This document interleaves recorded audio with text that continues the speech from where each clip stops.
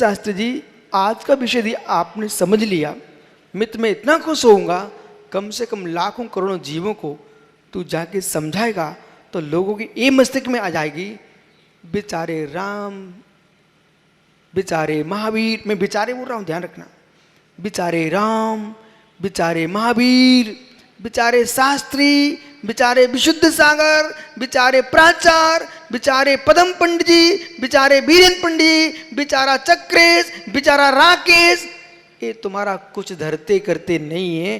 तुम्हारे विचारों से तुम सुखी होते हो, तुम्हारे विचारों दुखी होते हो, और तुम करते दूसरे पर धरते हो।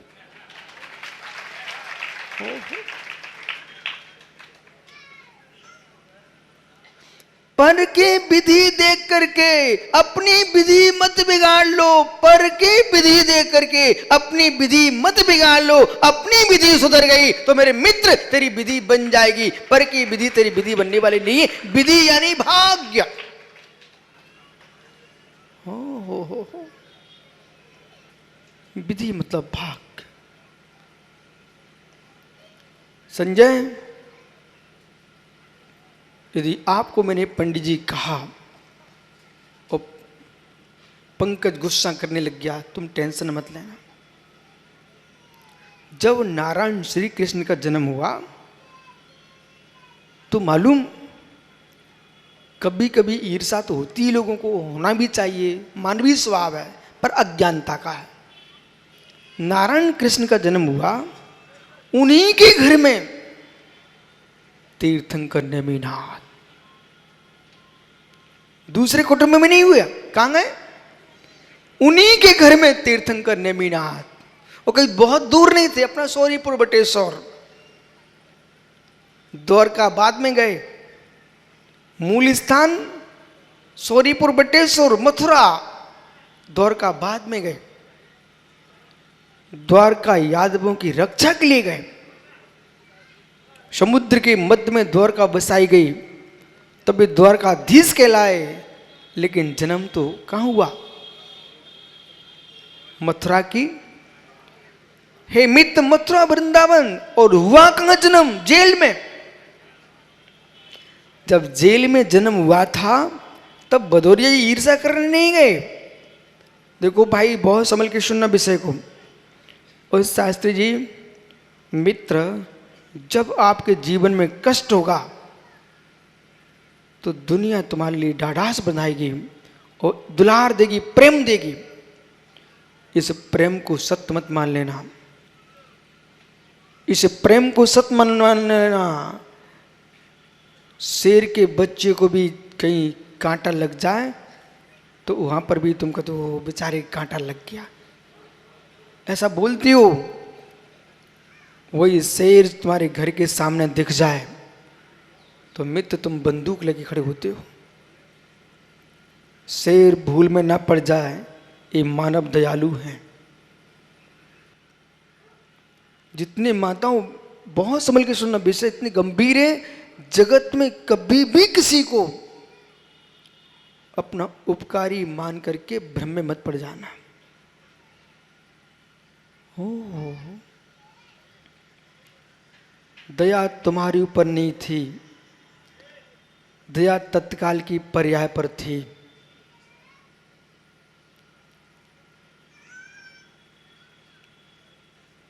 किसान खेत में बीज बोता है और बाड़ी लगा करके रक्षा करता है, खाद पानी देता है। बदौरी जी भूल में मत पड़ जाए कि दया कर रहा किसान खेत में पौधों पर। दया जब कहलाएगी फसल आने के बाद भी हंसिया लेके ना पहुंचे।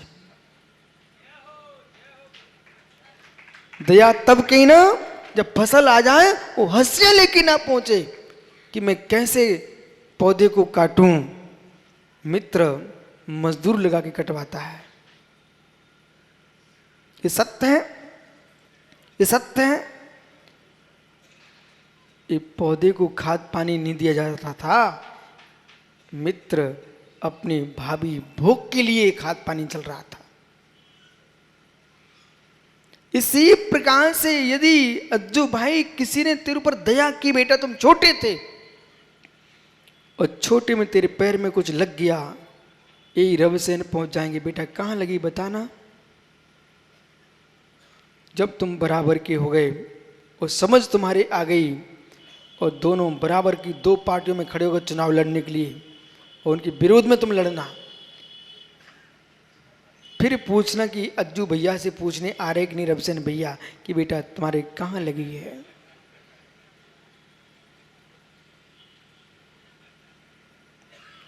छोटों पर दया दिखा लेना ये सरल है, बड़ों पर विनय दिखा लेना सरल है, बराबरी वालों के साथ कुछ करके दिखाओ तब तुमको जाने।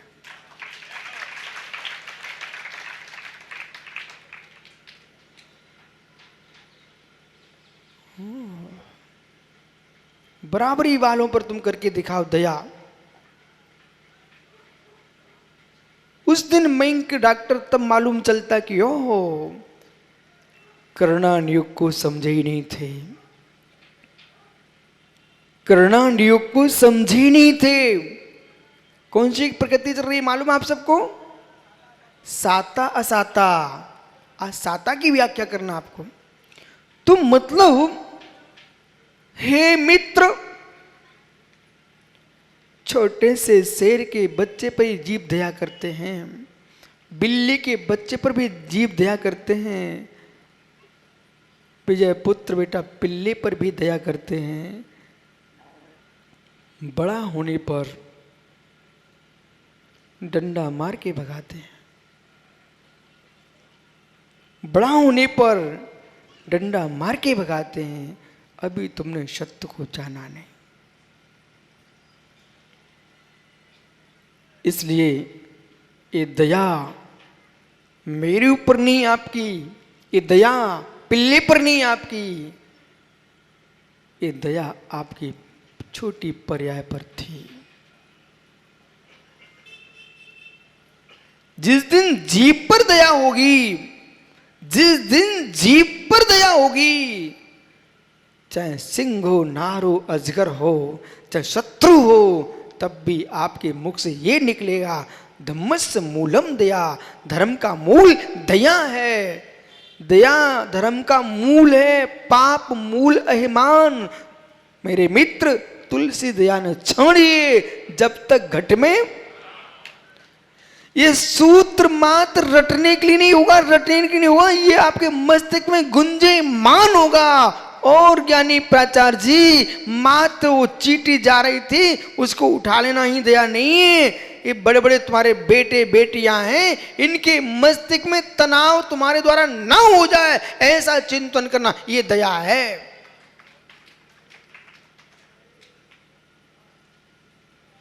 मेरे निमित्त से बुद्धिपूर्वक कोई परेशान न हो जाए।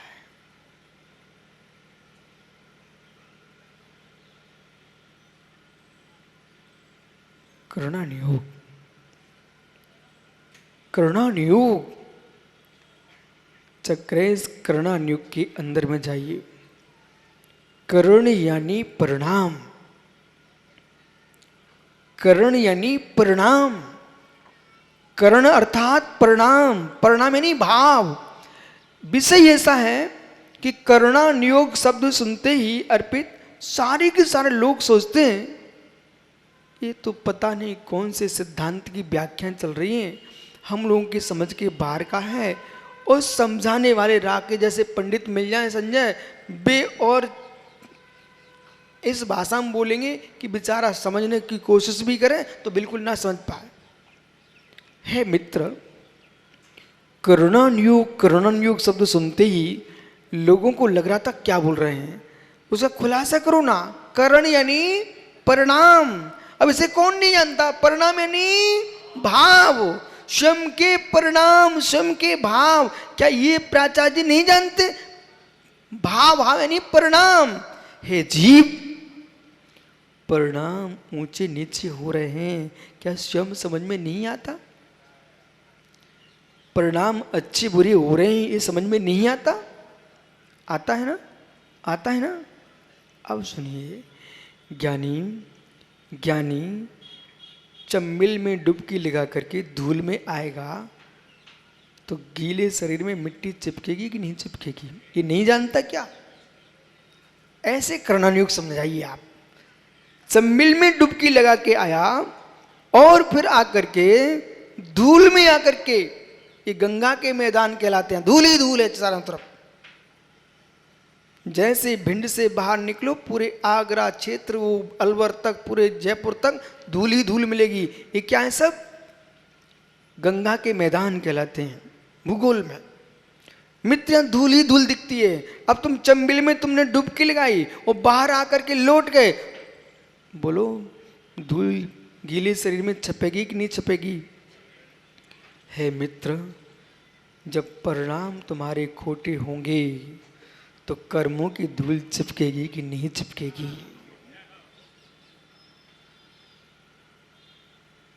परिणाम तुम्हारे गीले हैं, चाहे शुभ में गीले हो चाहे अशुभ में गीले हो। मां,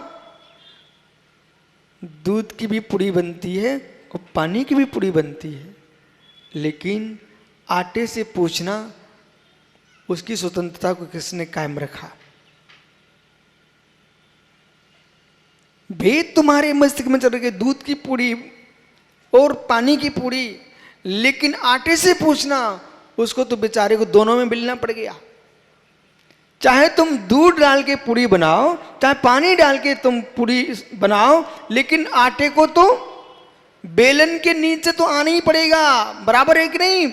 ऐसे है ज्ञानियों, चाहे तुम प्रशस्त परिणाम रखो चाहे अप्रशस्त परिणाम रखो, पर आत्मा को तो कर्मों के बीच में आना ही पड़ेगा।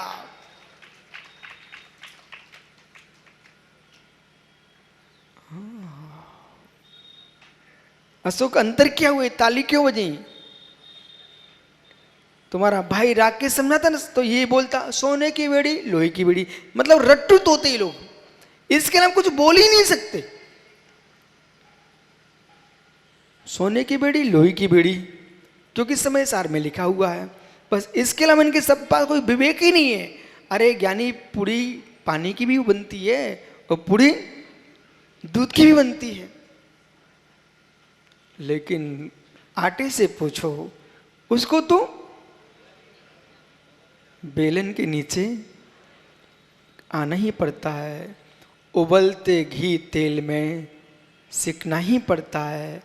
ऐसे मित्र, ये आत्मा चाहे प्रशस्त प्रणाम करे चाहे अप्रशस्त प्रणाम करे, संसार में तो इसको घूमना ही पड़ेगा। संसार से मुक्ति तभी मिलेगी जब प्रशस्त अप्रशस्त प्रणाम से शून्य शुद्ध उपयोग में लीन होगा, तभी जीव कर्मों से शून्य होगा।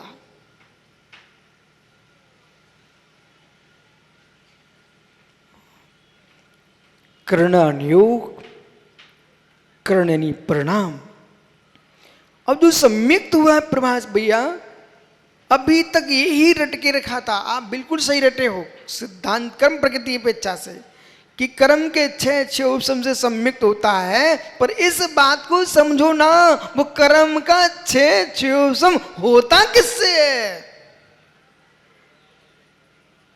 कर्म के छह उपशम से सम्यक दर्शन होता है, पर कर्म का छह उपशम किससे होता है? ये प्रश्न क्यों नहीं करते हो? तब उत्तर सामने खड़ा हो जाएगा, हे ज्ञानी, तेरे परिणामों के द्वारा ही, आत्मा के परिणाम ही कर्म का क्षय करते हैं, आत्मा के परिणाम ही उपशम करते हैं, वो आत्मा के परिणाम ही क्षय उपशम को प्राप्त होते हैं। इसलिए परमात्मा को संभालने मत जाओ, परिणामों को संभाल लो। प्राचार्य जी, उन लोगों को जरूर समझा देना जो आपसे ये कह रहे थे मैं मंदिर जा रहा हूं, मंदिर जाके धर्म करूंगा, उनको जरूर समझा देना। मंदिर जा रहे, मंदिर जाके धर्म करूंगा, जो ऐसा बोल रहा था उससे यूं कहना, बेटा धर्म तो यही कर लो, मंदिर में जाके भक्ति कर लेना। एक नई धक्का और मार दिया। जो लोग शास्त्री जी मंदिर जाके धर्म करने जा रहा हूं, कहां जा रहे हो? मंदिर जा रहा हूं। क्यों? बोले धर्म करने जा रहा हूं, धर्म करने।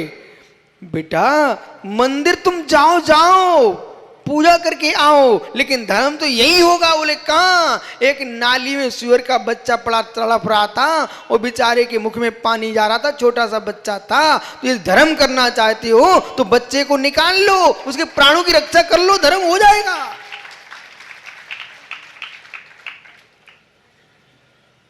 सो क्या किया रबसेन भाई ने? बोले सोले के कपड़े शुद्ध वस्त्र मेरे, मैं उसको छूंगा तो मेरे वस्त्र गंदे हो जाएंगे, फिर पूजा कैसे करूंगा? रे परमेश्वर, बे भगवान जिनकी तुम पूजा करने जा रहे हो, इन सारी पर्यायों से निकल के आए हो।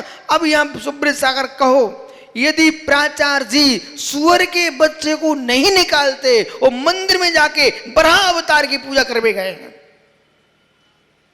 अब दो उत्तर क्या दे सकते हो? शास्त्री बराह अवतार, समझ गए? हो बराह अवतार। देखो भाई मेरे से कुछ भूलना नहीं, मैंने सारे ग्रंथ पढ़े हुए हैं, चाहे जैन हो, चाहे वैदिक हो, वेदांत जो भी हो। बराह अवतार में विष्णु के अवतारों में एक बराह अवतार है, और बराह अवतार का अर्थ है सुअर के रूप में विष्णु ने अवतार लिया, और उसमें जो है ना वो सुअर के रूप में दिखाए गए हैं। विदिशा में, उदयगिरी खंडगिरी में विशाल प्रतिमा बराह अवतार की है। खजुराहो में वो बहुत बड़ी मूर्ति बराह अवतार की है। मित्र उदयगिरी, ये आपके औरंगाबाद के पास एलोरा की गुफाओं में भी एक बराह अवतार की मूर्ति है। अब वहां तुमसे प्रश्न किया जाएगा, हे मित्र, जब तुम बराह अवतार में विष्णु अवतार ले सकते हैं, एक और उसी की पूजा के लिए तुम द्रव्य लेके जा रहे थे, मित्र एक सुअर नाली में गिर गया तो तुम कह रहे हैं ये तो सुअर है, तो बे कौन थे? अब जैनियों से मिल लो छोटू, अब जैनियों से मिलो। बेटा कहां जा रहे हो? महावीर स्वामी की पूजा करने जा रहा हूं। और महावीर स्वामी की पूजा करने जा रहे हो, और सामने एक शेर दिख गया कि भैया भैया बचाओ बचाओ। बोले क्या हुआ? इसको भगाओ भगाओ। बोले क्या हुआ?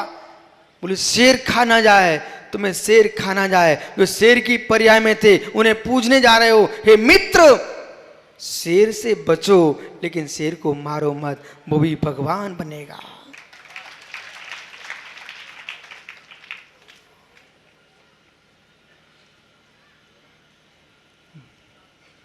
पुजारियों से रक्षा करो भगवान मेरी।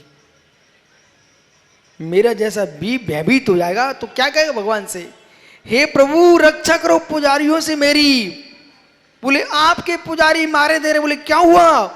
बोले सोमी सोमी, एक बैठ के पूजा करता था तो दूसरा, मैंने कहा भाई खड़े होके कर लो, तो तीसरा कहता बोले मैं तो बैठ के ही करूंगा। तो वे दोनों मार में दौड़ रहे। बोले विश्वसा ने क्यों बोला? मैंने इतना भर बोल दिया था कि वृद्ध अवस्था आ जाए तो बेचारे को कर लेने देने, बैठे बैठे खड़ा नहीं हुआ जाता। पूजा मत छोड़ना, लेकिन भगवान की पूजा तो करना। तो जो खड़े होने वाले थे ना, वे लड़ने आ गए मारने के लिए। बोले ने हमारी व्यवस्था भंग कर दी। अरे भगवान अपने भक्तों से बचाओ, ये पागल है, इन्हें धर्म का ज्ञान नहीं है। भगवान की भक्ति से प्रयोजन था कि खड़े बैठे से प्रयोजन था। अरे तुम युवा हो, तुम खड़े होके कर लो, लेकिन वृद्ध हो चुका है, उसे बैठे कर ले तो पाप नहीं पड़ जाएगा। अशोक बिजपुरी आप ही को समझा रहे हैं। इसलिए जितने बाहर के लोग समझाने वाले आते हैं, मैं नेताओं को समझा रहा हूं, उनकी बातों में आकर के पागल मत हो जाना, अनेकांत लगाना।